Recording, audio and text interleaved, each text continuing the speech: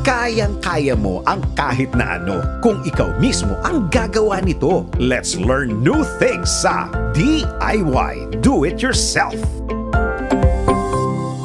Ang DIY na ito ay hatid sa inyo ng ADESA.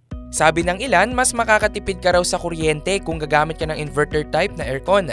Ngunit kung hindi rin naman tama ang paggamit, parang hindi ka rin naman nakatipid. Kaya paano nga ba ang tamang paggamit nito?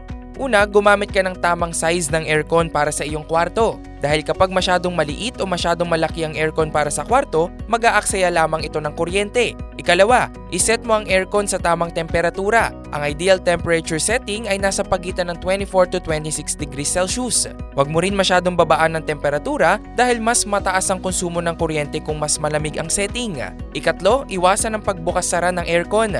Mas efficient kasi ang inverter aircon kapag ginagamit ito ng tuloy-tuloy sa tamang temperatura kaysa patayin at buksan mo ito ng madalas.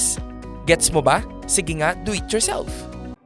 One day, isang araw, masayang naglalaba si Snowy. Ilang kusot lang, pagod na at luging-lugi. Samantala, si Witch Morgana, parang may hidden agenda. Si Witch Morgana, here to save the day pala. Just a quick tap on her phone, so fast! Washing machine ni Snowy is here at last. Yan ang delivery bilis ni ADESA. Installment approve bilis na, 0% interest pa up to 12 months. Sa ADESA installment, kaya-kaya.